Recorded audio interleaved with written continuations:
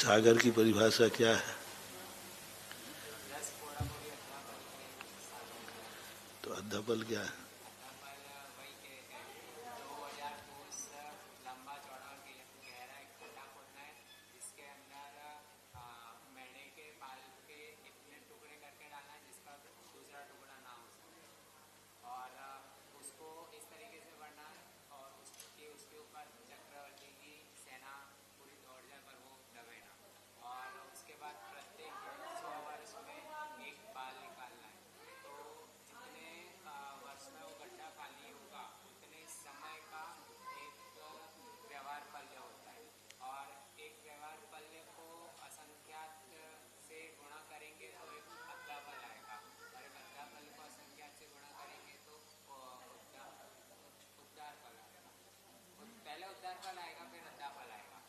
उद्धार। हाँ ठीक है।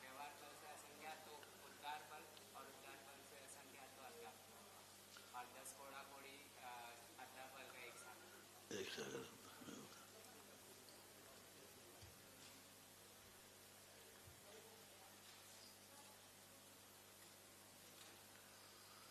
नहीं, ये तुमने क्या कहा था? 100 वर्ष में बाल निकाले जाएं तो प्रत्येक 100 वर्ष में एक बाल का टुकड़ा निकालना है और जब तक वो खड्डा खाली ना हो तब तक निकालते रहना है। तो जितने वर्ष लगेंगे वर्ष समय, तुम समय भूल गए थे। वर्ष वर्ष वर्ष से ही, समय नहीं, वर्ष।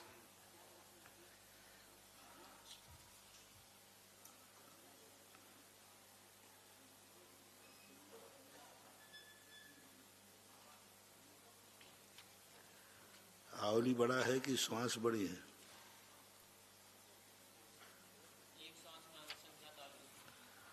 आवली बड़ी है कि श्वास? क्योंकि असंख्यात आवली।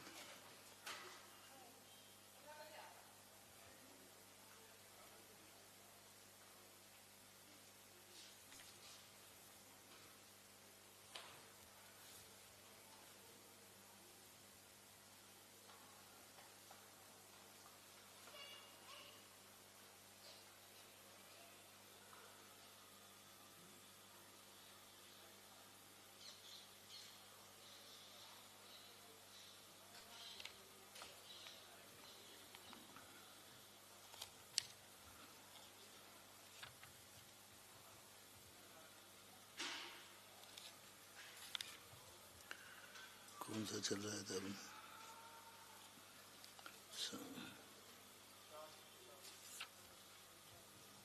400।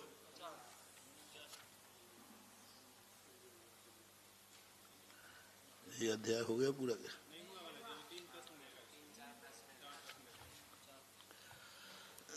शामपराय का आश्रय हो गया था।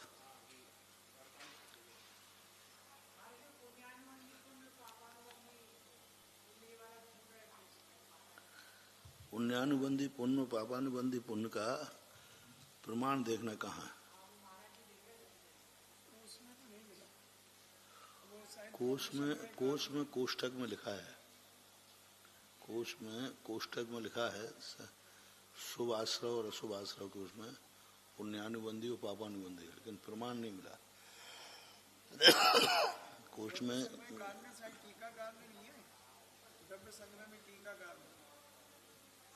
मिले, कोष में तो कोष्ठक में लिखा है बस।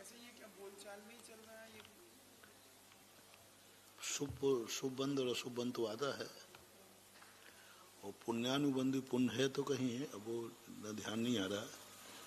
पापानुबंधी पुण्य, पुण्यानुबंधी पुण्य, और प्रैक्टिकल भी ठीक है। पुण्य के उदय में पुण्य का बंध है, तर्क से तो सिद्ध हो रहा है।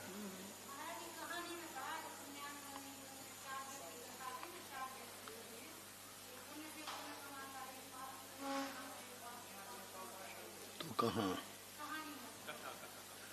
कहानी में तो है, वो घटित भी हो रहा है, देखने में भी आ रहा है। हाँ, नहीं, पुण्य के उदय में पुण्य कमा रहे लोग, तो उसमें कोई बाधा नहीं है। लेकिन आगम, इस शब्द आगम में कहाँ आया पुण्यानुबंधी पुण्य और पापानुबंधी पुण्य, ये शब्द पूछा जाता है। नहीं है तो कहीं, पर अभी स्मृति में नहीं कहाँ है, पर है कहीं ना कहीं तो पड़ा है। बिना पढ़े शब्दों का स्थिति नहीं बनती है टीका ही में कहीं।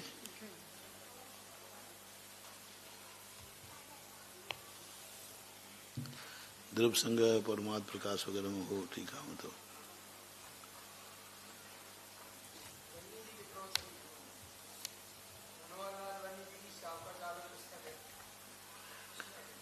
उनके और वो प्रमाण की कोटि में नहीं आएगा, वो वर्तमान में तो चल ही रहा, प्रवचनों में तो चलिता है, प्रवचनों में तो बहुत पहले ही चल रहा है।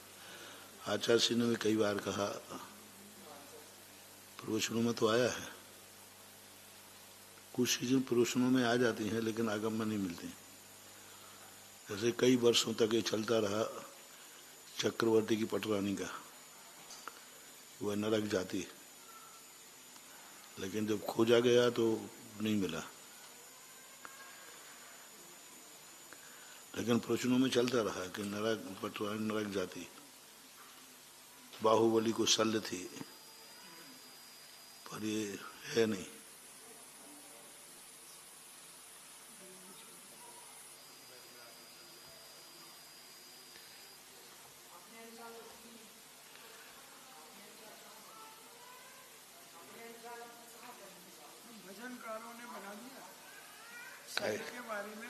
बाहुबली चलती थी प्रश्नों में।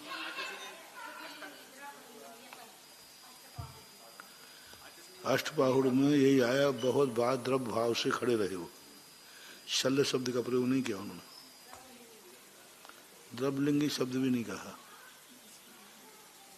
द्रव्यलिंग भावलिंगी नहीं, बहुत वर्ष तक वो खड़े, भावों की स्थिरता न होने से साल भर तक खड़े रहे। लेकिन उन्होंने ऐसा नहीं कहा कि शल्य थी या द्रव्यलिंगी थे।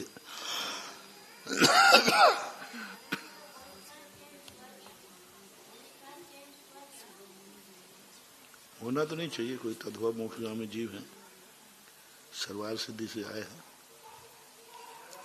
और इतनी नादानी नहीं कर सकते वो, इतना ज्ञान नहीं हो गया हम भरत की भूमि पे खड़े। पर वो उन्होंने कहा नहीं हम अंगूठी पे खड़ेंगे, तो अंगूठा भी तो वहीं रखा है।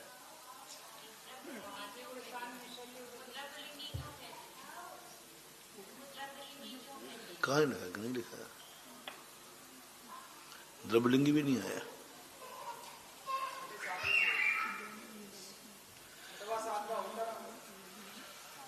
अब वो कुछ ये तो कहा है कि बहुत बार से मामों की स्थिरता न बनने से खड़े रहे, लेकिन द्रव्यलिंगी शब्द का प्रयोग नहीं किया, भाव शल्य का नहीं किया। पहली बात, शल्य तो घटित ही नहीं होती, तीनों शल्य मिथ्या दृष्टि को होती, तो छायक समय दृष्टि थे ही, तो शल्य का तो पर निशल्यो वृत्ति के साथ साथ शल्यों का आधार जो बनाया है वो मिथ्या दृष्टि को ही बनाया है। अविरत समय दृष्टि को शल्य में भी नहीं लिया, निशल्य में भी नहीं लिया। पर जब शल्यों के पूछा रहा तीनों शल्य कहाँ होंगे, तो बोले मिथ्या दृष्टि की।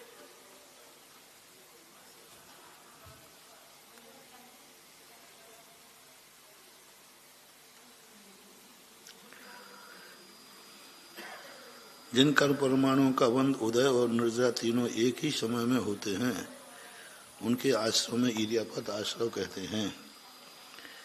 इन दोनों प्रकार के आश्रम का स्वामी कौन कौन है? सांप्रायिक आश्रव का स्वामी कषाय सहित और ईर्यापत्राश्रव का स्वामी कषाय रहित आत्मा होती। पुण्याश्रव या पापाश्रव का कारण क्या है? शुभ योग से पुण्याश्रव और अशुभ योग से पापाश्रव होता है।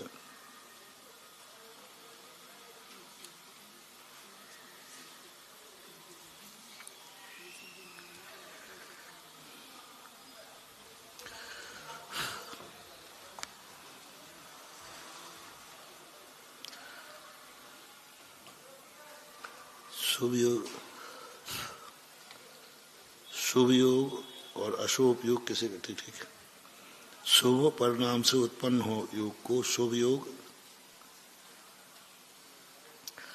अशुभ परिणामों से उत्पन्न हुआ योग। अशुभ परिणाम अशुभ परिणाम कहे, अशुभ योग शुभ योग नहीं कहा। हालांकि अमृतचंद सूरी महाराज ऐसा मानते हैं, शुभ योग से शुभ योग, अशुभ योग से अशुभ योग, लेकिन यहाँ शुभ परिणाम कहे, शुभ उपयोग नहीं कहा। शुभ उपयोग परिणाम से शुभ योग होता है, ठीक है, क्योंकि मिथ्या दृष्टि के भी शुभ परिणाम होते हैं, लेकिन शुभ उपयोग नहीं होता उसके। शुभ परिणाम होना और शुभ उपयोग होने में अंतर है।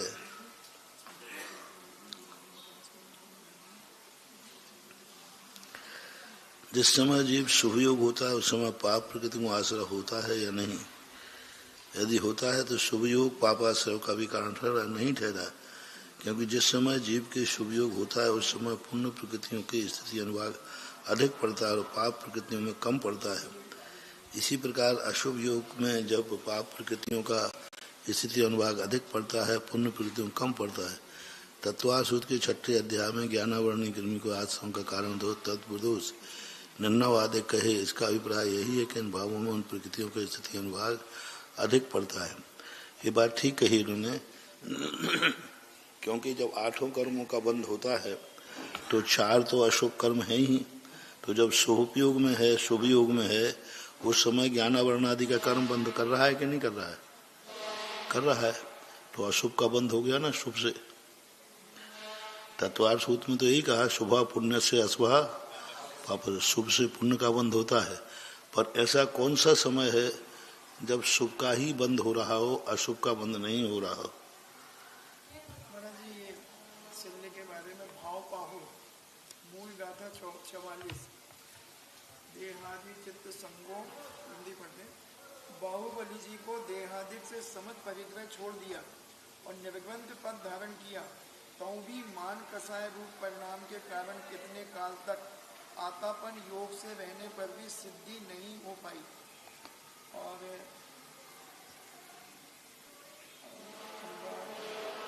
अपनी दाहिनी भुजा पर स्थित चक्र को छोड़कर जिस समय बाहुबली ने दीक्षा धारण की थी उस समय उन्हें तप के द्वारा मुक्ति हो जाना चाहिए थी, परंतु वे चिरकाल तक उस क्लेश को प्राप्त हुए। जो ठीक है, थोड़ा सा भी मान बड़ी भारी हानि को करता है। महापुराण आनंदपुरी हित का जीव जो पहले महाबाहु या सर्वार सिद्धि से च्युत होकर सुनंदा के बाहुबली हुआ तथा नियम से सम्यक दृष्टि थे। बाहुबली की दीक्षा के पश्चात सुज्ञान बढ़ने से समस्त अंगों तथा पूर्वों का जानने की शक्ति बढ़ गई थी। वे अवधि ज्ञान में परमा अवधि को उल्लंघन कर सर्वावधि को प्राप्त हुए थे तथा मनय पर्या ज्ञान में विपुलमति मनय पर्या ज्ञान को प्राप्त हुए थे। अतः सम्यक दर्शन में कमी बताना युक्त नहीं है, ये महापुराणकार कह रहे हैं। वह भरतेश्वर मुझसे संक्लेश को प्राप्त हुआ है, यह विचार बाहुबली के हृदय में विद्यमान रहता था, इसलिए केवल ज्ञान ने भरत की पूजा की अपेक्षा की थी। दोनों में अंतर आ गया ना। एक भाव में आया, भाव पहाड़ में, भाव संग्रह में भाव पहाड़, तो उसमें भाव पहाड़ में आया कि टीका में हो गए। ये मूल कह रहे हैं, मूल 44 नंबर का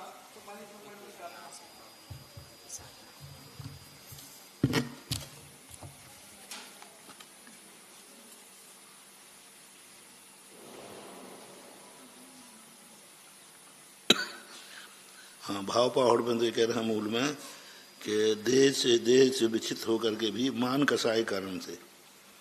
और महापुराण कार्य कह रहे हैं कि उनको ये ठिकान मैंने भरत को बेफालतू दुख दिया, भरत को हराया, उसको किया, तो गहरा भाव, अपने आप में गहरा भाव था कि मैंने ऐसा क्यों किया। दीक्षा पहले ले ली थी, बाद में ली, हंगामा करके दीक्षा क्यों ली? बात तो सही है कि दीक्षा लेनी थी उनको तो पहले ले, जैसे 99 भाइयों ने किया तो भाई अपन को झगड़ा टंटा नहीं चाहिए, कल लेना दीक्षा के, आज लेना, चलो भाई चलते।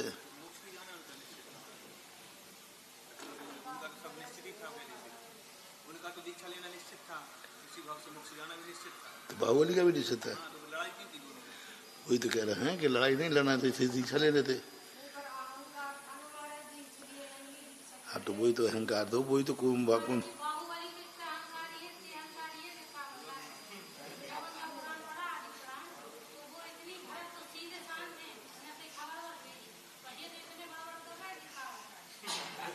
भड़बड़ नहीं कर रहे, उनके पत्र की भाषा देखो क्या है, भड़बड़ नहीं कर रहे थे। पत्र की भाषा पढ़ो उसी महापुराण में, पत्र की भाषा लिखते हैं, मैं भरत का तीर्थंकर का पुत्र, भरत का आद्य चक्रवर्ती आपको आदेश देता है, आदेश लिखा, भरत आद्य चक्रवर्ती आपको आदेश देता है कि शरण स्वीकार करो, अन्यथा युद्ध के लिए तैयार रहो।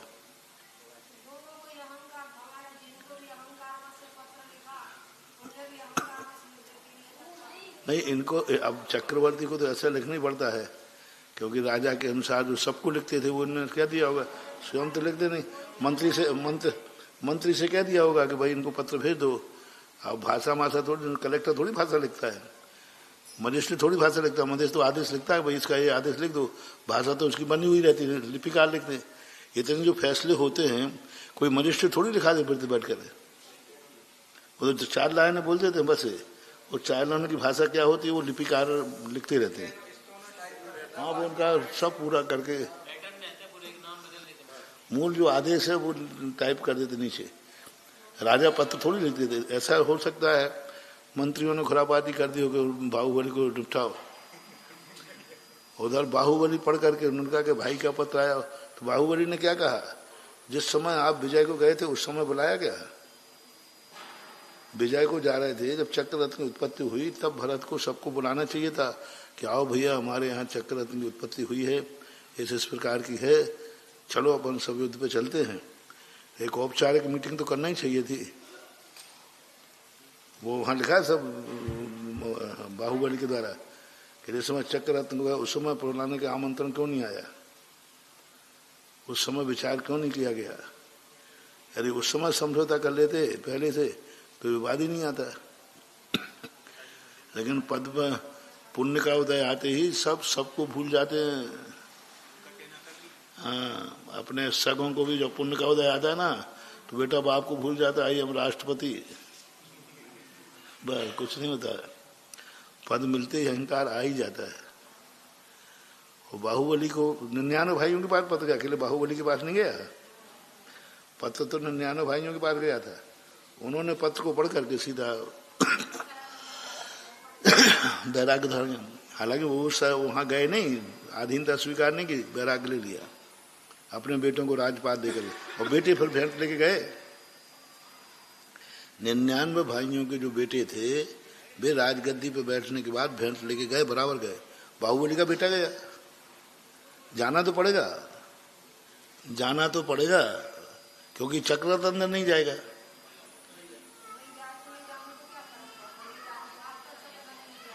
नियोग तो होते ही है, नियोग तो चक्रवर्ती के,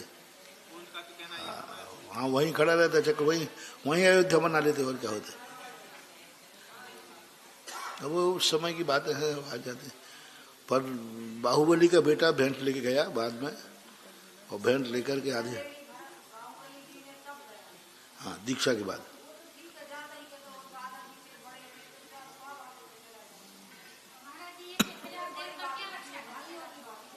काय की, हाँ रत्न की रक्षा, तो वही तो सब चलाते नहीं, उसी से तो उसमें ताकत आती है।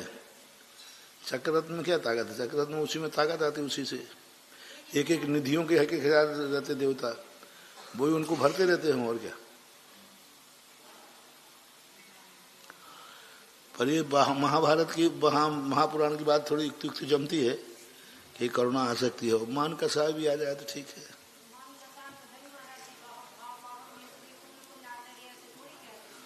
और मान के साय के बाद उनका ठीक है विकल्प। अब मान के साय क्या थी, यही जीत के आया, देखो भरत को भी हरा दिया मैंने, यही मान के साय को, काय की मान के साय, मैं भरत को देकर हार करके और जीत करके दीक्षा ली है, तो वो एक अहंकार आ गया। तो अहंकार काय का है, राज तो छोड़ ही दिया था। हाँ तो ये खड़ा है तो फिर तो अहंकार का है, दीनता है वो तो। अहंकार कहाँ, भरत की भूमि पर खड़ा हूं तो अहंकार कहाँ है।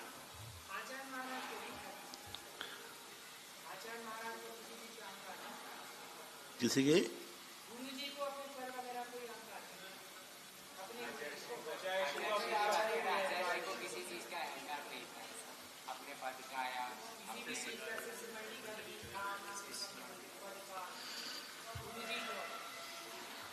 अब ये तो ठीक है, अपने गुरुजी थे इसलिए नहीं था। वो पांडव भरत और बाहुबली के स्थान पर होते तो अपन कैसे कह सकते हैं? ठीक है, वो अपने गुरुजी थे, अपन को श्रद्धेय थे, लेकिन मान लो वो भरत के स्थान पर होते तो क्या करते अपन, ये सोचो। क्योंकि भरत भी तद्भव मोक्षगामी जीव था, छायक समय दृष्टि था, तीर्थंकर का बेटा था, कह नहीं सकते। देखो ये क्रोध आदि भाव आकस्मिक घटनाएं हैं, कब किसी अच्छे व्यक्ति को आ जाए, कब किसी अच्छे व्यक्ति को आ जाए ये भी नहीं कह सकते। बहुत अच्छे से अच्छे व्यक्ति को अति क्रोध आ सकता है। उस समय देखो रामचंद्र जी बड़े भद्र माने जाते, सरल माने जाते। जब आर्य का दीक्षा ले ली सीता ने, तब देखो रामचंद्र का रौद्र रूप, मैं देवों को अदेव कर दूंगा। क्या क्रोध किया उन्होंने, मेरी अनुमति के बिना कौन दीक्षा दे सकता है, मैं देवों को अदेव कर दूंगा। और वैष्णव दर्शन में आया, वैष्णव दर्शन में जब पृथ्वी में समा गई ना, तब वहां भी ये कहते, मैं पहाड़ों को पृथ्वी से रहित कर दूंगा। पृथ्वी ने मेरी सीता को बंद दिया है, मैं पहाड़ों को पृथ्वी को पहाड़ों से रहित कर दूंगा, नदियों के पानी के प्रवाह को रोक दूंगा, मैं वन वृक्षों से रहित कर दूंगा। बहुत बोलते उस समय।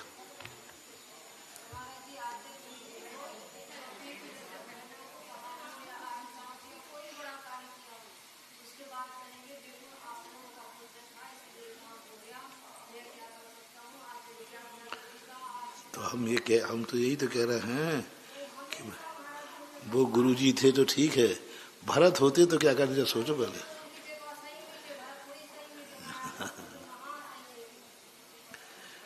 तो निमित्त मिलने पर दीपायन जैसा भावलिंगी मुनिराज तीर्थंकर बनेगा, क्रोध आ गया। दीपायन जैसी भावलिंगी मुनिराज, रिद्धिधारी मुनिराज, आ गया क्रोध, आ गया। अब देखो ये भली क्षण का आया, ठीक है, लेकिन ये सब चीजों को कोई भी किसी का दावा नहीं कर सकता। कितना भी एक्सपर्ट ड्राइवर हो, वो ये नहीं कह सकता कि हमारा आज तक एक्सीडेंट नहीं हुआ तो अब नहीं होगा।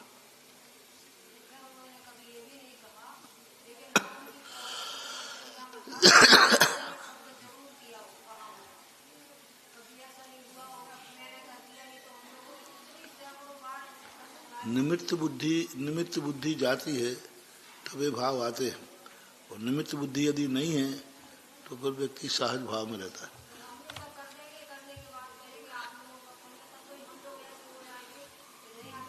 वो तो है ही, विशेषता तो थी।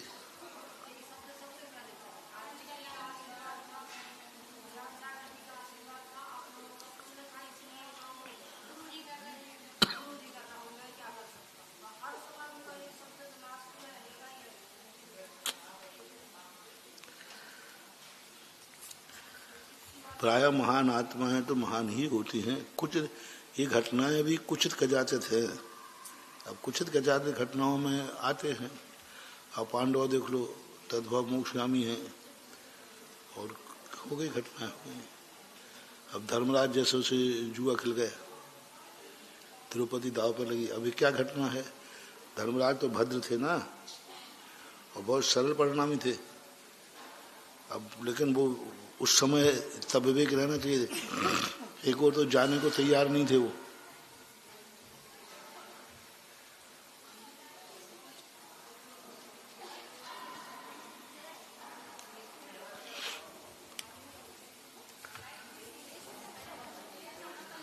हालांकि गलत भाव से नहीं लगाया उन्होंने, ये लगाया कि मेरा पुण्य कम पड़ सकता है, लेकिन पांचों भाइयों का पुण्य तो कम नहीं है। पांचों भाई दाव पे लगेंगे तो जीत जाएंगे। फिर ने सोचा द्रौपदी तो पुण्यवान है।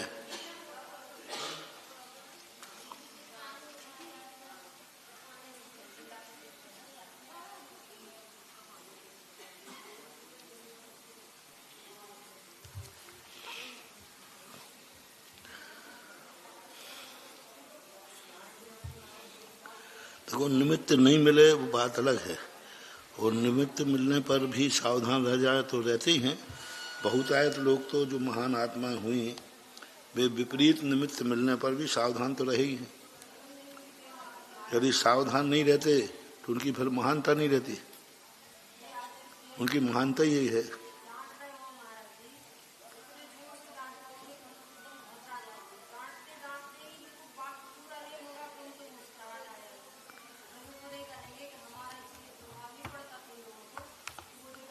वो पूरा तो कभी डांटे नहीं पाया।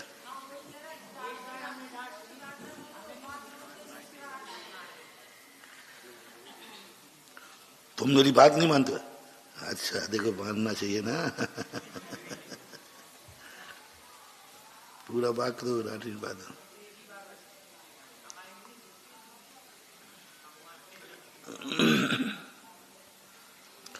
देखो, वात्सल्य भाव के बिना कोई भी हो, चाहे शिष्य हो, चाहे साधर्मी भाई हो, चाहे घर का परिवार हो, वात्सल्य तो देना ही पड़ेगा।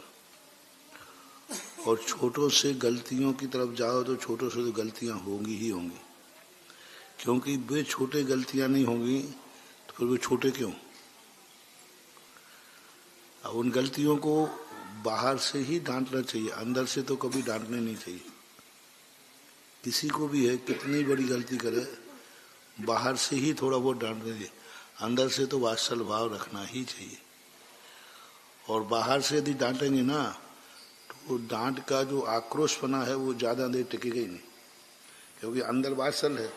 अंदर वात्सल्य है तो वो गुस्सा ज्यादा देर आएगा ही नहीं, वो थोड़ी देर के लिए आएगा और अंदर का वात्सल्य प्रकट हो जाएगा।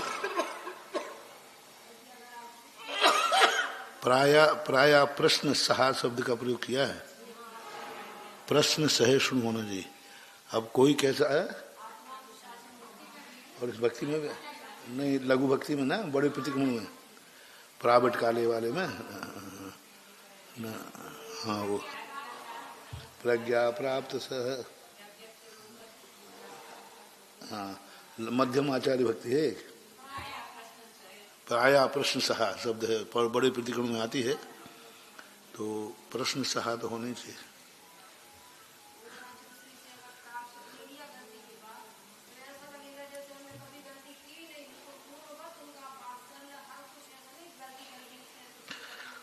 डॉक्टर को सन्निपात के मरीज लाते मार देते हैं, और यदि सन्निपात का मरीज लाते मार देता है और डॉक्टर को गुस्सा आ जाए तो निपटा देगा वो तो। अच्छा तूने लात मारी मुझे, एक इंजेक्शन पाइजन का लगा दे, चल भाई।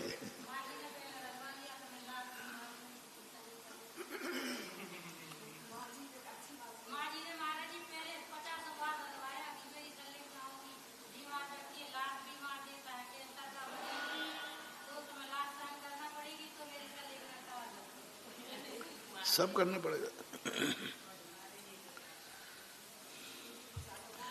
गृहस्थी प्रकृति ने देख लो ना, यदि तुम्हें बच्चे का पालन करना है तो बच्चा तुम्हारी गोदी में गंदगी करेगा। अब देख लो तुम्हें गुस्सा आ रहा है कि नहीं आ रहा है। यदि आ रहा है तो फिर माँ बनने का प्रयास मत करो। भोजन करते हुए तुम्हारी गोदी में गंदगी करेगा। बेटा चाहिए है तो पहले ये इतनी सहिष्णुता है क्या? अब तुमने बढ़िया नए कपड़े पहने, नई साड़ी पहनी और उसमें बच्चे ने सूसू कर दी तो तुम उठा के फेंक दो इसको। हाँ, तो उठा के फेंक दोगे तो फिर तुम कर ही नहीं पाओगे, वो तो करेगा। तुम उठा के फेंक दोगे तो भी उसको एहसास नहीं है कि मैंने कोई गलती की, वो फिर दोबारा करेगा। नादान बच्चे को आप कितने भी कर देना, मार दो पीट दो, फिर ले लो, फिर कर लेगा वो तो, क्योंकि उसके अनुभव में तो आया नहीं कि मुझे ये गलती, वो गलती मानता तो करता ही क्यों। यदि वो अपने आप को गलती मान लेता तो फिर वो गलती करते ही नहीं। इसका अर्थ है उसको तो अनुभव में है ही नहीं कि वो गलती है। मन विकसित वाले को, बालक को ये मान के चलना चाहिए कि ये गलती कर ही नहीं रहा है, क्योंकि उसकी गलती करने का भाव नहीं है। ये मांसाहारी जानवरों को पाप क्यों नहीं लगता जाना? क्योंकि इनके मारने का भाव नहीं रहता है। अजगर किसी को निकल रहा है तो मारने के लिए नहीं निकल रहा है, उसका द्वेष भाव नहीं है, भूखा है, भोजन कर रहा है। शेर, चीते, जंगली आदि, इनको पाप क्यों नहीं लगते? क्योंकि इनके भाव मारने के नहीं हैं, क्योंकि इनके उद्देश्य में बिल्कुल भी मारना भाव नहीं इनको। ये तो अपनी भूख मिटाने का प्रयास कर रहे हैं, क्या करें।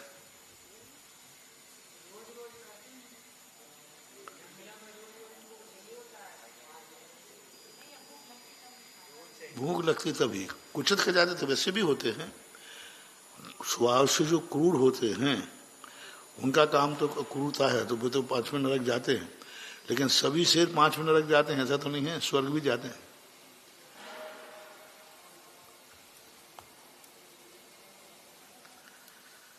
शुभ भाव में अशुभ कर्मों का भी बंध होता है।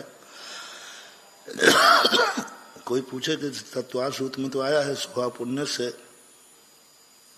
अशुभ पाप से, शुभ योग से शुभ का बंध और अशुभ योग से अशुभ का बंध।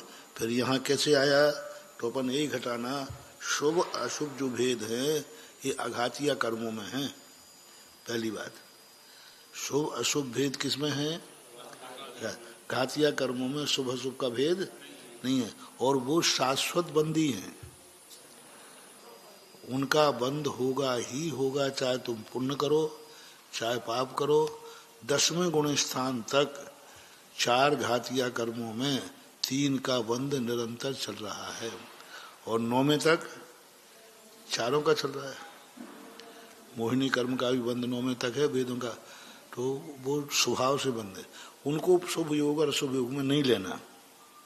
शुभ अशुभ योग से शुभ पुण्य से अशुभ पाप से, ये शुभ अशुभ का भेद अघातिया में ही है, और अघातिया में पूर्व में है। ऐसा एक भी कर्म नहीं है जिसमें शुभ अशुभ का भेद ना हो। वेदनी में, गोत्र में, आयु में है शुभ अशुभ। नाम कर्म तो है ही, नाम कर्म तो कितनी सारी भेद। अघातिया कर्मों की अपेक्षा ही जानना चाहिए।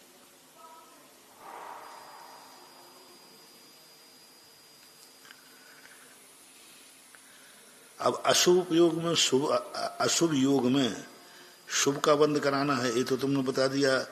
शुभ योग में अशुभ का बंध, अब अशुभ योग में शुभ का बंध कराओ। अशुभ योग में शुभ योग का तो बंध हो गया, आपने कह दिया भाई घातिया कर्म है वो नियम से बंध को प्राप्त होते हैं। क्या अघातिया कर्मों में भी ऐसी प्रकृतियां हैं जो शुभ योग में भी अशुभ का ही बंध कराते हैं?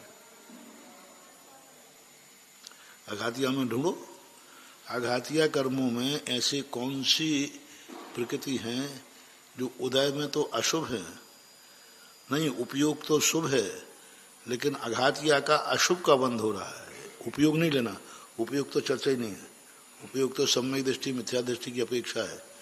यहाँ योग मिथ्या दृष्टि है अथवा सम्यक दृष्टि है। शुभ योग में अघातिया कर्म की कौन सी अशुभ प्रकृति का बंध हो रहा है, दिमाग लगाओ।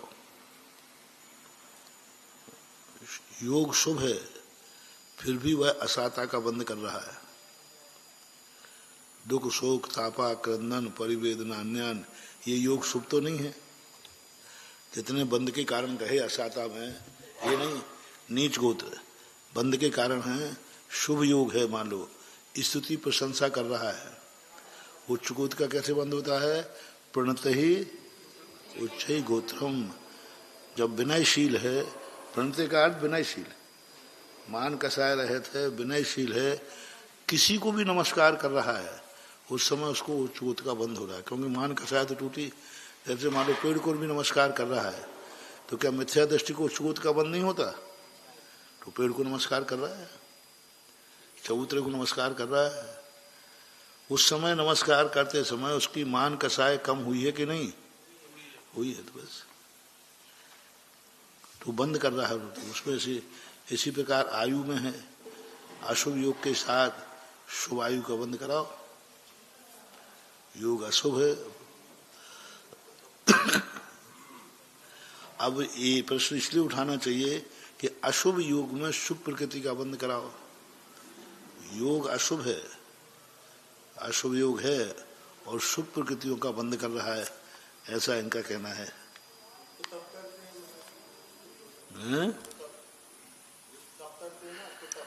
उनका शुभ योग है, योग शुभ है, उपयोग गलत है। उपयोग तो शुभ नहीं है लेकिन योग तो शुभ है।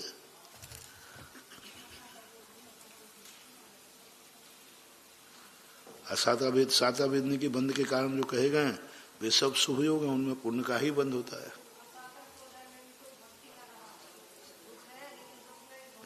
तो योग तो शुभ हो गया ना उसका। अब इसको ऐसा घटा लो कि उपयोग में अशुभता है, उपयोग में तो अशुभता है, लेकिन परिणति शुभ की कर रहा है तो उसको अशुभ योग का बंध हो सकता है। जैसे रावण आदि है, भक्ति कर रहे हैं लेकिन अभिप्राय क्या है, तो उस समय उनको अशुभ का बंध हो सकता है। अभिप्राय गलत होकर के क्रिया शुभ की है तो भी वह अशुभ का बंध कर सकता है, लेकिन अभिप्राय खोटा है, क्रिया शुभ की है। मान लो कोई भगवान का अभिषेक खोटे भाव से कर रहा है, विनाश करने के लिए कर रहा है, पाप के लिए कर रहा है, चोरी में सफलता के लिए कर रहा है, जुआ खेलने में हम जीत जाएं इसके लिए वो भगवान की मनोती कर रहा है, तो उस समय अशुभ योग का बंद होना चाहिए।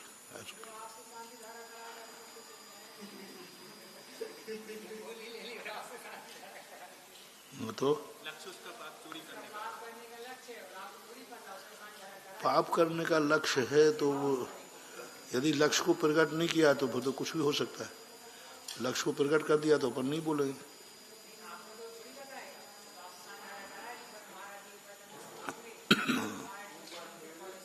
कर सकता है, करा लेगा, कोई बात करा। माचिस काड़ी बनाने वाले ने दीपक जलाने के लिए काड़ी बनाई थी, कोई आग लगा दे तो काड़ी बनाने वाले को क्या दोष है? काड़ी बनाने वाले का भाव क्या था? अब कोई आग लगा दे तो अपना भाव तो अच्छा है कि भाई सब निरोग रहें, शांत रहें। अब कोई गलत भाव से कर लेवे तो कर लेवे, अशुभ परिणाम से कर सकता है। रावण आदि ने किया ही है।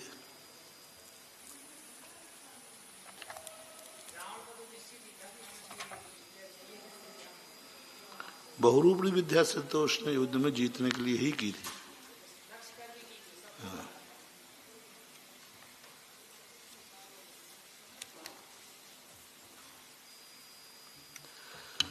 रावण तो पूरी जिंदगी भर बहुत अच्छा रहा, उसका चरित्र कहीं भी गड़बड़ नहीं, पूरी जिंदगी भर के उसके निमित्त देखो एक भी स्थान पे गलती नहीं की।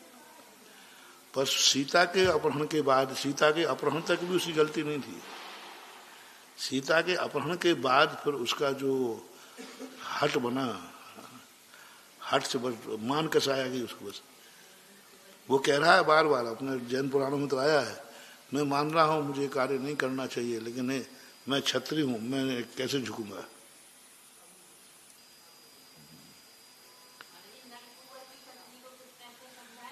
वहां वरुण द्वीप में,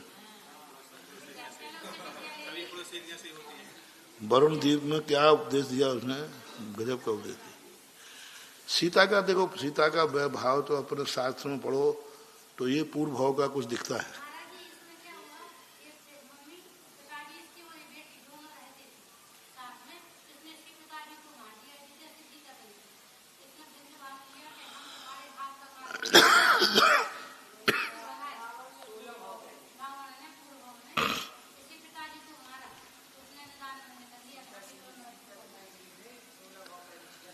उनकी तो सारे ऐसे लगता है कि कर्म की गति इनकी ऐसी थी, बाकी इतना समझदार व्यक्ति इतने हठ योग में नहीं आ सकता। लेकिन अब कर्म की गति है, कभी कभी निधत्त निकाचित कर्म बन जाते हैं।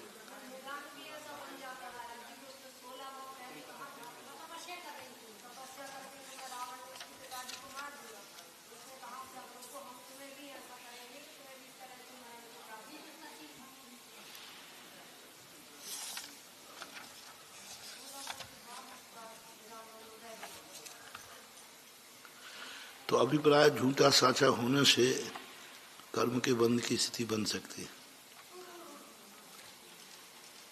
चलो पढ़ो।